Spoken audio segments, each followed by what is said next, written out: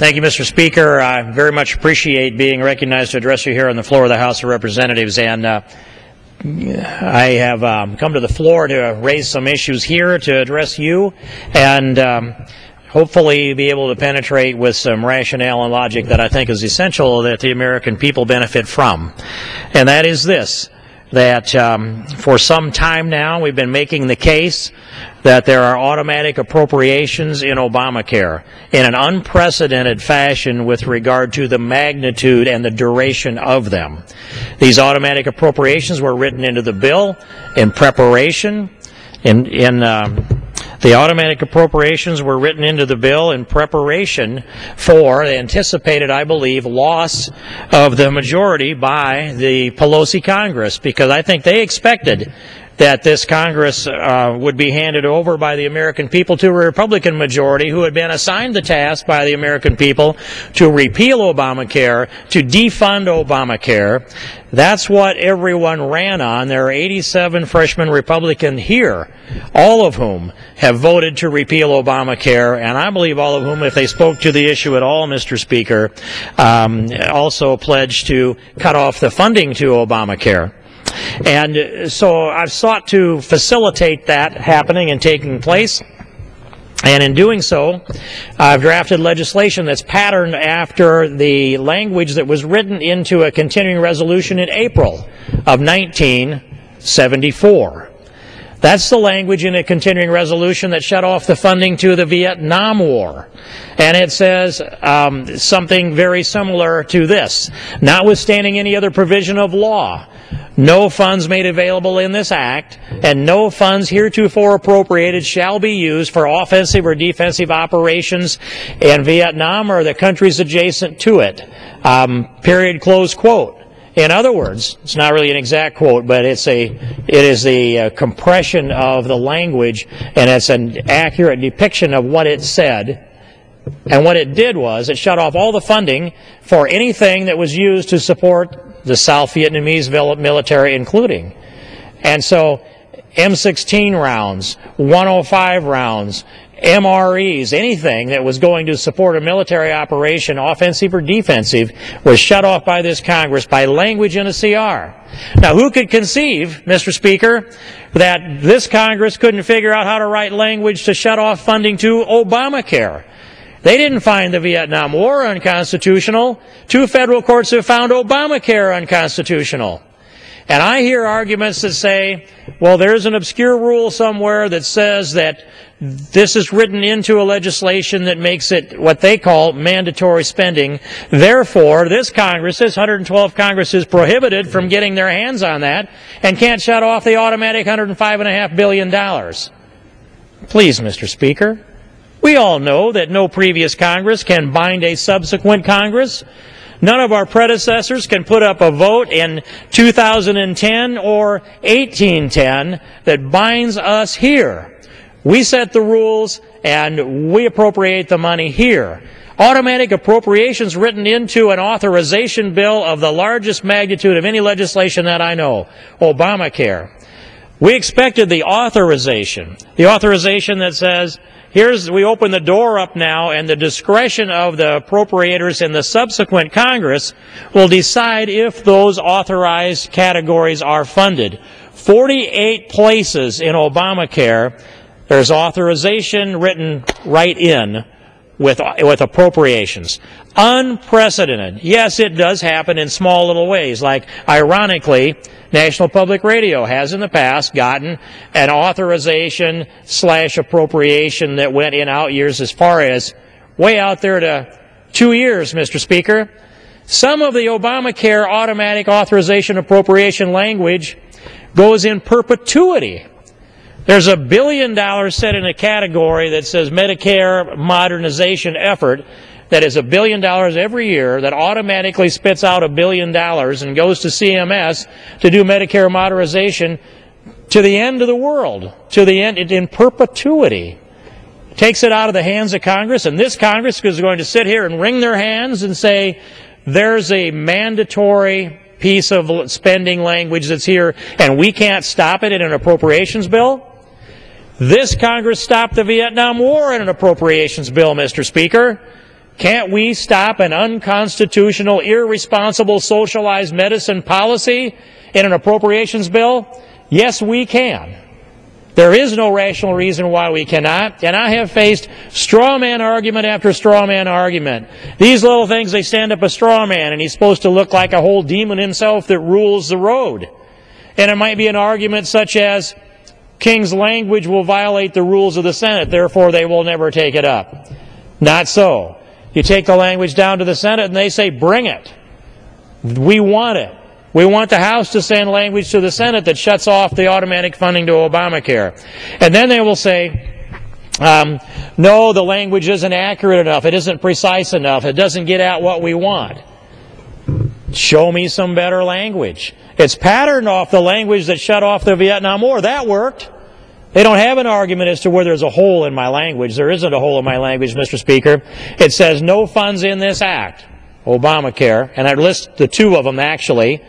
It is 111-148 and 111-152. That's Obamacare and the reconciliation package that came from the Senate to circumvent the filibuster rules that they have in the Senate. In both of those, we shut off any funding that's automatically appropriated, and it says no funds in any act, previous act, and no funds in the continuing resolution or in any fiscal year shall be used to carry out the provisions of Obamacare, patterned exactly off of the language that shut off the funding to the Vietnam War. If we can end the war in an appropriations bill, we can shut off an unconstitutional, irresponsible $2.6 trillion in irresponsible spending bill, Mr. Speaker. And that's what we must do. We pledged the American people that we would repeal Obamacare. And we want a huge majority here in order to repeal Obamacare. And, Mr. Speaker, we have to act on it. And we need to act on it now. Every day, every minute that goes by, we're seeing that $105 billion spent to send the tentacles of Obamacare down, send the roots down. They're working night and day, 24/7, Mr. Speaker. They're doing that to establish and expand the dependency class in America and tell us that we can't live without Obamacare, that we can't take responsibility for our own health care, and that the money that's spent and invested keeps our private sector and our doctor-patient relationship from functioning and growing and adapting to the markets that they must do so. We're losing huge health insurance companies across the country. Principal in my state laid off hundreds, and that's true across the Midwest, at least on down to Texas. Insurance company after insurance company is pulling out because there's no certainty out there in the market anymore, and they understand that there are going to be fewer insurance companies if Obamacare is implemented. They're calling upon this Congress, shut off the funding to Obamacare. Yes, we passed the repeal. Every Republican and with Democrat support, bipartisan, passed the repeal of Obamacare, H.R. 2, sent it to the Senate. Harry Reid found a way to force a vote on it where it didn't succeed over there, but 47 Republican senators voted to repeal Obamacare. And I cannot be convinced that those same legislators, House and Senate, would not vote to shut off all the funding to Obamacare if provided the language in a continuing resolution.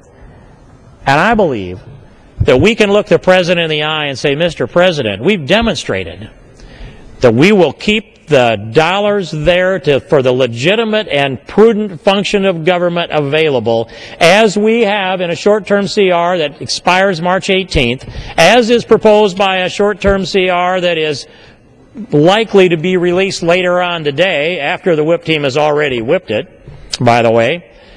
We've demonstrated we want to keep the government open, but if the President, speaking through Harry Reid, decides that all of the functions of government can be shut down unless he has his pet project Obamacare, the American people will side with those of us who side with them. We want an America that has liberty and freedom and vitality, where people make their own choices, where we have the selection of 1,300 health insurance companies, 100,000 health insurance policies, and not government at the federal level intervention into those decisions that are made by individuals and doctors and families and businesses. America wasn't built by government plans, by one-size-fits-all, by socialized medicine.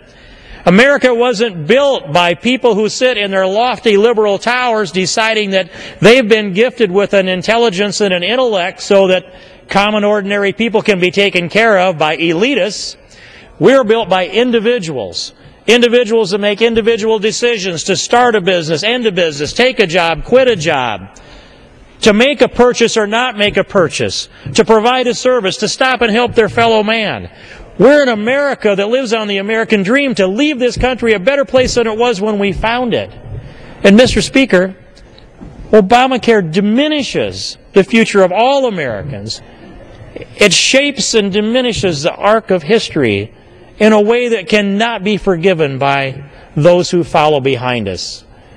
This is a destiny issue for this country. This is a pivotal issue for this country.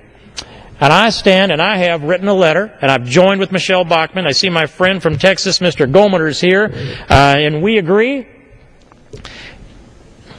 that a continuing resolution that does not include the language that shuts off the funding that is automatically implemented in Obamacare. I will vote no on that continuing resolution, Mr. Speaker, and I will continue to do so until such time as Obamacare has met its end. And some will say the President will never sign a bill that repeals Obamacare, and he would never sign an appropriations bill that shuts off the funding for Obamacare.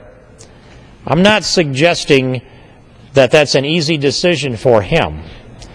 But when I look back through the arc of history, and I think what Socrates did at the end of his life, I think the President can make a hard decision here.